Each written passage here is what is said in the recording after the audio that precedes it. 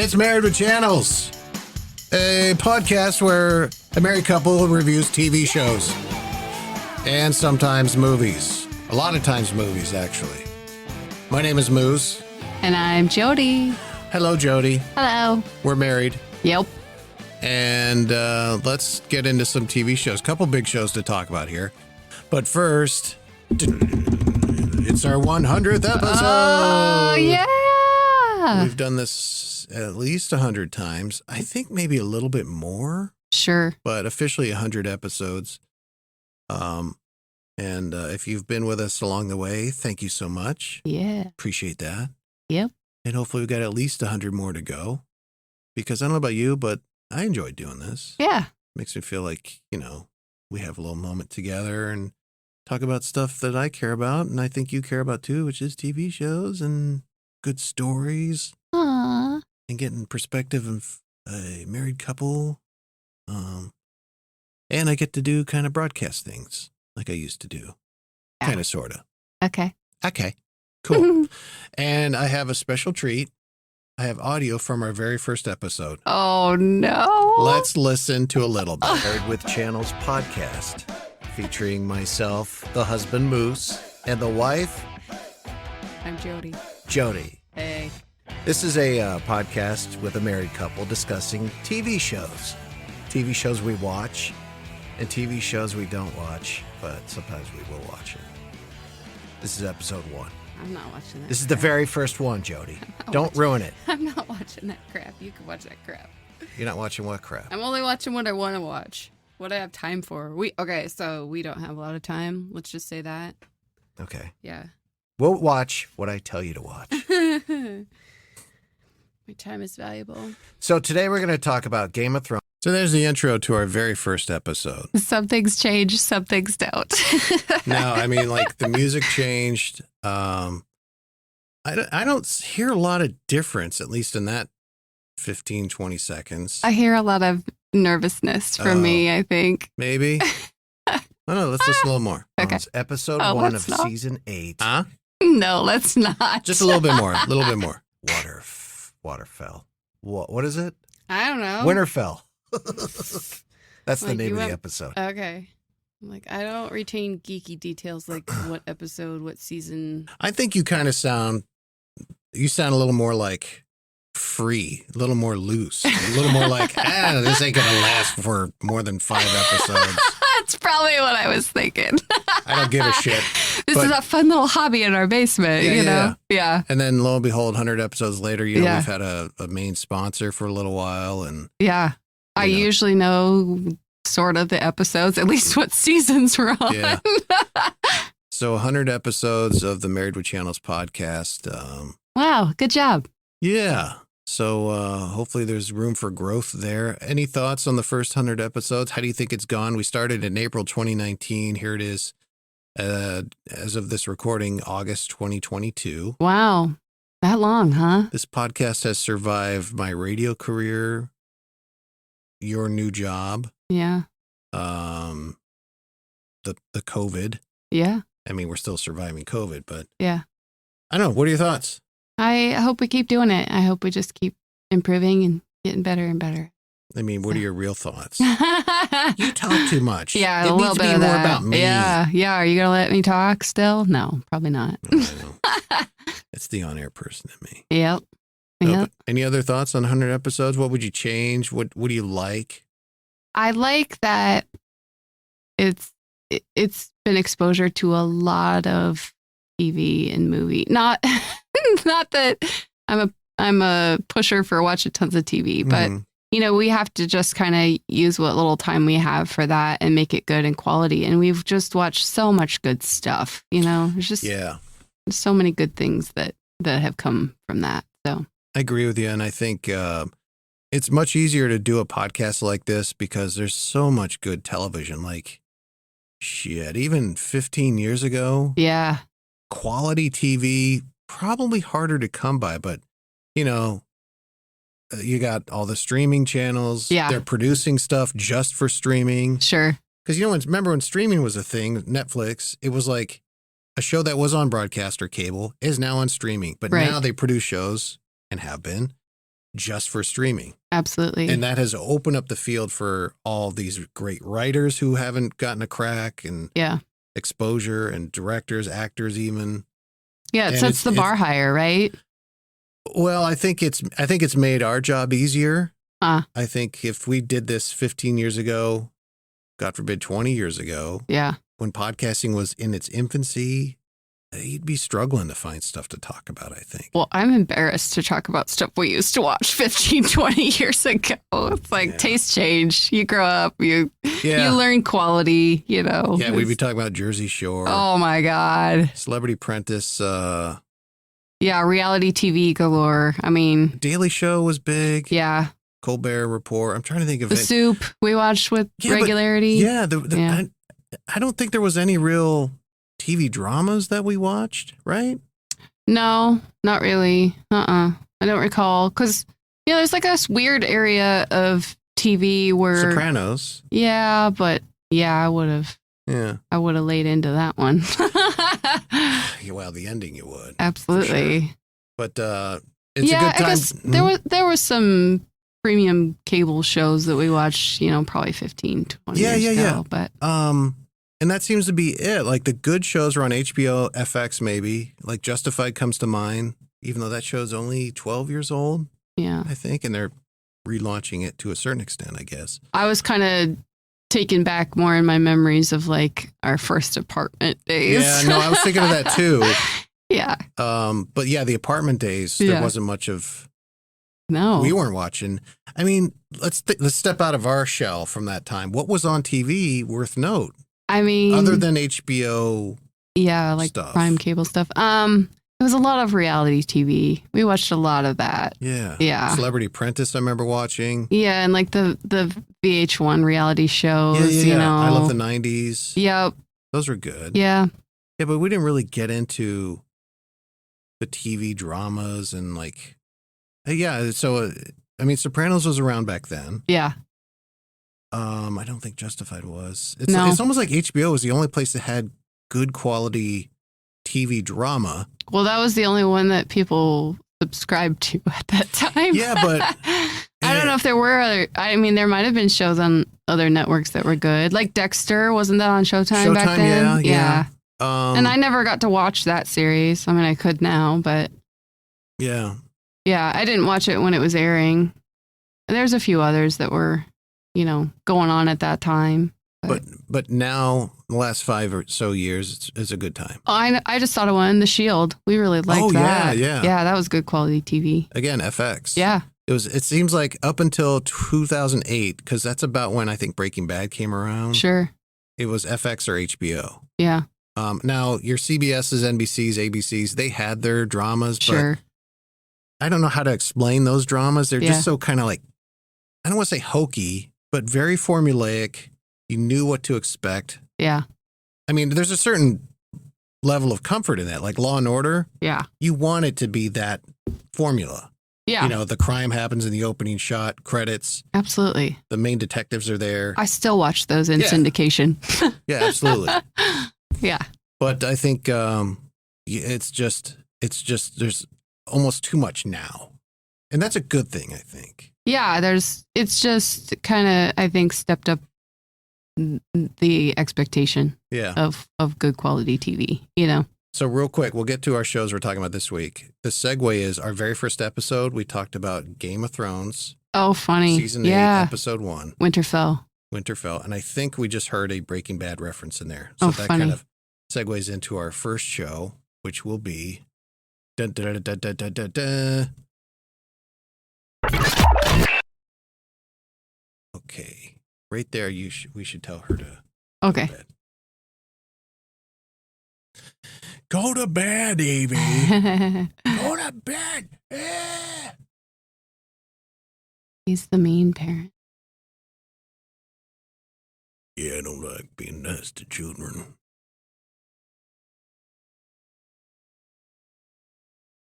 Oh, come on. Yeah, you just press it. It's time to go read, please.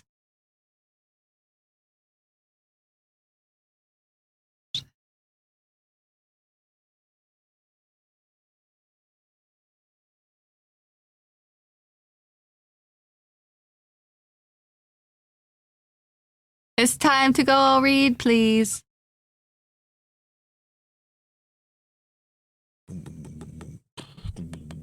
All right, she did. All right. Better Call Saul, the prequel to Breaking Bad. Yep. We'll get to House of the Dragon in a little bit. I'll put a time mark in the description so you can jump right to it if that's what you want. But we'll start with Better Call Saul, the series finale. Yep, this is it. Yeah, we watched the very final episode of Better Call Saul. What a great show.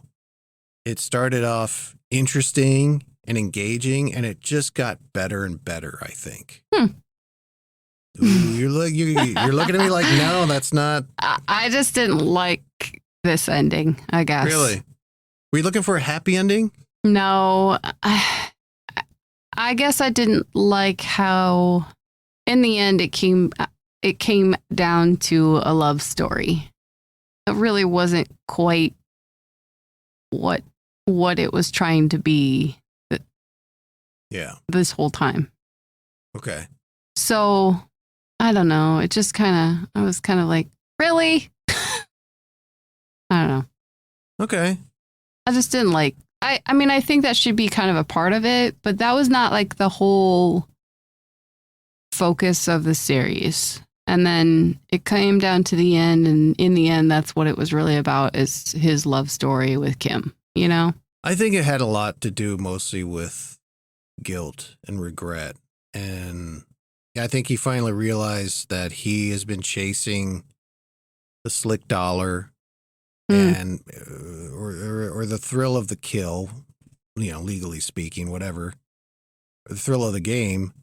And he's left a wake behind that includes his brother and, some innocent bystanders here and there. How many people died because of the cartel that he helped, Yeah, sure. I'll give you that. I understand that theme as well. I think for me, I think you can do that and maybe not have the emphasis that, he had Kim there so that she could see that he is a changed person, that he kind of unloaded all that guilt and that regret. But I think you could have probably done that without that kind of love story element, Yeah, but I don't even know if it ended with a love story. I think obviously him and Kim divorced, been a couple years apart.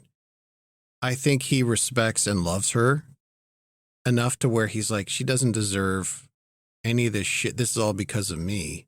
And maybe so, but, the long gaze at each other from the prison as she's leaving, and, she sneaks in to see him one last time, and they kind of do their thing. It really, in the end, was about the love story, you know? Yeah, and maybe the whole show was kind of like that. Well, and maybe they could have just stopped it at the court appearance and not had all that other stuff, and I wouldn't maybe feel so strongly about that love story angle, but it was a big part of the very last few moments of the show. So, I don't know. I think in a way, part of me was thinking that last scene was superfluous, where she visits him in the prison. Yeah.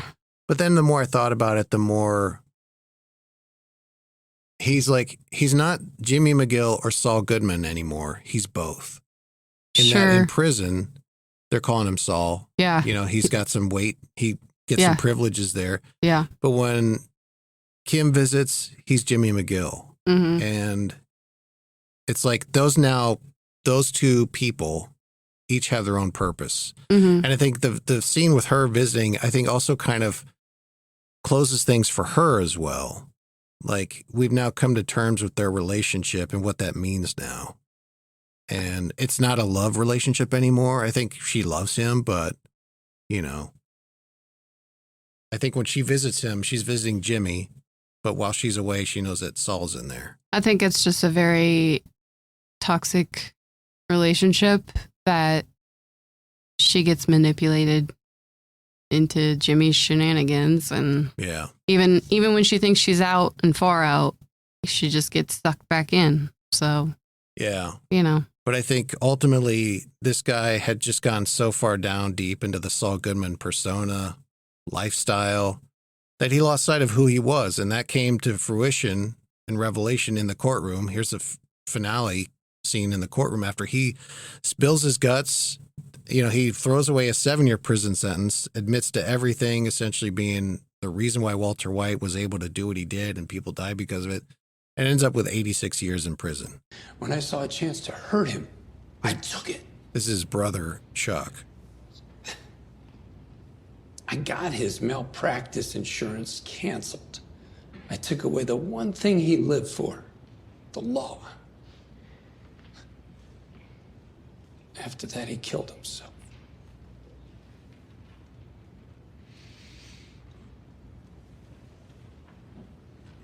And I'll live with that.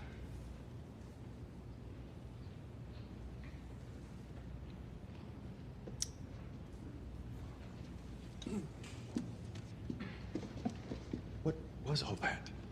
That thing with your brother, that wasn't even a crime.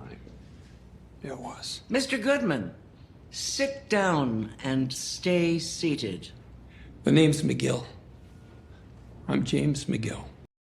Interesting how he's now realizing he's not Saul Goodman, he's Jimmy McGill, and his consciousness, his conscious has come back. He's now the human he was. It's interesting. It's almost like I kind of agree. The ending, like it ended fine, but part of you wanted him to get away with. I would have thought it'd been better punishment for him to be living in Omaha, Nebraska, working at a Cinnabon the rest of his life. Sure. Not making jack squat. Well, and the whole time he was like running and on the lam, and even in the dumpster, I'm like, how's he going to get out of this? He's going to get out of this, isn't he? He always gets out of everything. He's going to get out of this somehow, you know? Yeah. But I thought sometimes the timeline was a little bit fuzzy, like with the flashbacks. Like, I don't remember. I should go back and rewatch the Breaking Bad series again. Yeah, we started to do that. Yeah, but like I don't remember him in a jail cell in a jail cell. I can't talk today with Walter White. Yeah. Like I don't recall that at all. So there were a couple new scenes they filmed just for this show. Well, sure. So, but I don't even remember the implied. And I didn't either. Okay. I read a review and they mentioned what it was. They were living in the basement of, and I forget the guy's name. It was the guy who got them new personalities, new lives. They were like down there staging for a couple days or something. Okay. So that's where they were. When he was tinkering with the water heater. Oh, not in jail. Not in jail. Okay. Because I was like, what? They were prison mates? Like, no. And again, yeah, we should probably go back and watch Breaking Bad because I don't remember that. I don't think that scene was in Breaking Bad. Right. But it might have been mentioned. Okay, that's fine. I just, now that I know it wasn't jail, I was highly confused. So. Confused. Also, I thought it was kind of funny when, like, and you know, it's probably different now that he's deceased, but Marie saying how great Hank was. Yeah. Like, to me, that character was not a good guy. Like, he was horrible to her.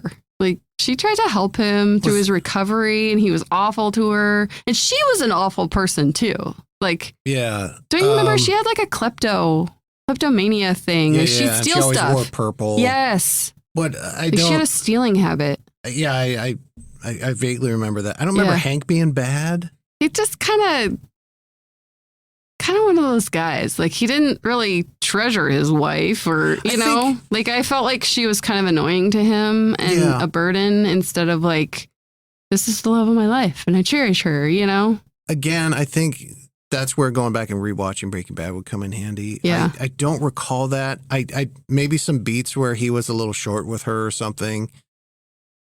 I just don't remember them having such a great relationship. But you know, maybe it wasn't a bad one either. You know, and maybe she was embellishing for the sake of, you know, I want to help put this fucker in jail. You know, sure. But I think that also is kind of the brilliance of Breaking Bad is, except for Gomez, I don't recall anybody on that show being like really good. Like everybody's bad to a certain extent. Sure. It's just Walter White has broken bad. Yeah. He's gone beyond the pale. Sure. Whereas normal people can be bad, but still be good people. Okay. Gotcha. And I think that's kind of where that show was really excelling at times. But I don't know. Better Call Saul, great series. I liked how it ended. I wasn't completely satisfied with the ending. Oh, look at you turning around after I give my opinion. No, I said I liked it. It's not. It's everything I've read and heard is it's so hard to end a series. Sure. To end it satisfactorily for people. Look, Sopranos fucked the bed. They fucked the pooch on that. Yeah. Big time. Yeah. But, I'm still mad about that one. And off the top of my head, I can't think of. I think Justified end pretty good. Series wise, I don't recall. I have to watch that one again. He moved down to Kentucky to live near his newborn baby, I think. Yeah. Even though him and the baby's mom weren't together. So, it didn't end perfectly, but sure. I'm fine with it. It's cool. It's just not the greatest. I don't know how. It's either he's got to be in prison or dead. Mm-hmm. Other than that, I don't know how you end Saul. Better Call Saul. That character. But anyway. Still a good show. Still very good, yes. Yeah. Moving on to a new show. And we mentioned our very first episode, we talked Game of Thrones. Season 8, Episode 1. That's when the really crappiness for Game of Thrones started, I believe. It's like the last 2 seasons, actually. But so now we're talking about House of the Dragon, which is it's a prequel. Yep. It's set 200 years before Game of Thrones happens. It looks like it centers mostly on the Targaryen family. Yes. Kingdom. Yes. And we got some dragons. We got some blonde people with long hair. Yep. We got an orgy scene. Some guts, gore, blood. Yeah, a little bit of gore. Violence. Heads lopped off. Yeah. It almost, I think it's good. It just kind of seems like almost like a Game of Thrones sci-fi version in a way. I feel like it's cinematography, not the same. Like, it's good cinematography. It looks like the budget's there. It just feels like kind of a copy. I feel like, it's more of the same. And I feel like it's kind of lower budget and lower quality. But I'm sure I'll get sucked into the storyline of the drama of the family and, And that's what it sounds like it's going is an intra-family political battle. Yep. And how people behave when they have power or what they do with it, And it's like, Game of Thrones in its prime when it was good, there was all sorts of set pieces and scenes. They were traveling to different continents and countries and different types of people, different types of places. Mm-hmm. I imagine they'll do a little bit of that here, but is this just going to be in this kingdom the whole time? Yeah, I don't know. I mean, essentially them squabbling over their blonde-haired, Yeah, it's like medieval. It's medieval Succession. Yeah, is that what it is? Yeah. That's a good term. Yeah. Like, we should put that on the Twitter so people use it. But anyway, it kind of feels like it's medieval Succession. Yeah. You got all these players sitting at the table that want a piece of that throne, and ultimately the current king has to pick who that will be. Yeah, so. and that being said, we've watched 3 episodes of Succession. Sure. And the show's a hit. A lot of people love that show. Sure. And it's gotten critical raving. So maybe that'll work here. Yeah. But with dragons. Yeah. And blonde hair. Lots of blonde hair. Yes. Is it white or is it blonde? Is it white? It looks more white, doesn't it? Yeah. I'm trying to think of, Daenerys has blonde though. Anyway. Yeah. It's not brown. It's very platinum. How about that? I don't know. I'm no colorist, so. So House of the Dragon, I think it's interesting. I'm up for a good, if anything, it's good like escapism. Absolutely. You've got dragons. You've got the medieval shit. Yeah. Sword fights. Okay, great. I don't have to think about, how I would react in this situation with this elevator and this guy I'm confronting with the suit on. Whatever. But also I just thought of something with House of the Dragon. Like, is there any character here you can kind of relate to, connect to? I don't think there is, right? I mean, no, I'm just kind of getting wrapped up in the soap opera of it all, Just kind of like there's not even really a character that I'm like rooting for. Like, I don't care who does. Well, kind of. I mean, there's nobody I'm like, oh, them. I want them on the throne. They need to be the leader. You know, I'm not invested in any character yet. Yeah. And that being said, we've only watched one episode. Sure. At this point, nobody's watched. Right. Critics, they get like 4 or whatever. Yeah. But, it seems interesting. It's okay. We'll give it a go. Yeah. Yeah. Watching like 6 episodes, you're like, oh my God, I can't wait to talk about it. Oh my gosh. Gosh, of the Dragon. Yeah, that is. HOD. Are you a hothead? Oh my. That's a hothead. hashtag. There you go. So Put we it got on hashtag Twitter. medieval succession. Yeah. Hashtag hodhead. Oddhead. See what you get with this podcast? Oh, yeah. These original little quips. You too can trend. We'll change the name to You Two Can Trend Podcast. House of the Dragon. Performance-wise, it's good. Everybody's fine. I think Matt Smith's kind of annoying. I mentioned that. Something about his face bothers me. It's all smooshed up like you said. Yeah. He looks like, and I was just thinking this the other day, a British version of Neil Patrick Harris in a way. Oh, funny. Are you getting that vibe? A little bit. Okay. Yeah. Yep. Anything else on House of the Dragon, Jody? Dragon Jody? I mean, the dragons are cool. Yeah. That was cool. Sure. Looks like Matt Smith's character has a black and red one. I know, right? Like a bad boy dragon. It's like the sports car version of a dragon. Yeah, I was thinking, sports car, like a 78 Corvette. Just some black like with red leather interior seats, bro. More like some spoiled rich kid. Yeah. Sports car. His name is Damon. Damon Targaryen. My it dad let me is. borrow his Corvette this weekend. That's right.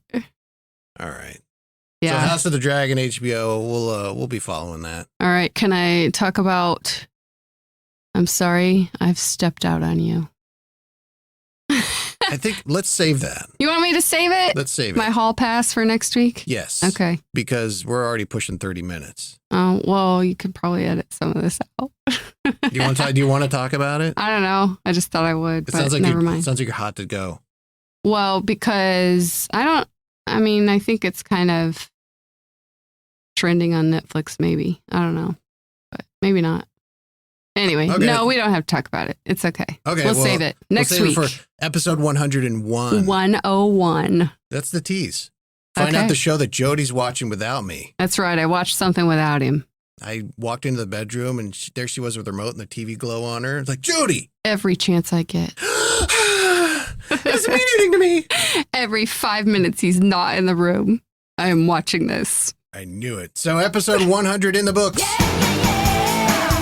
Thank you so much for tuning in and subscribing if you have been doing that. Yes, thank you. Please Thanks for your subscribe. support. Yeah. And make sure you give us a good review. Say, wow, that 100th episode was hashtag hodhead. Oh, man. Love you, hashtag Dragon Jody. We'll be here for 100 more, at least. Yeah. Share, tell your friends. Absolutely. Follow us on the Twitters at MaryWChans, 2 N's. Until next time, I'm Moose. And I'm Jody. We'll see you. Bye.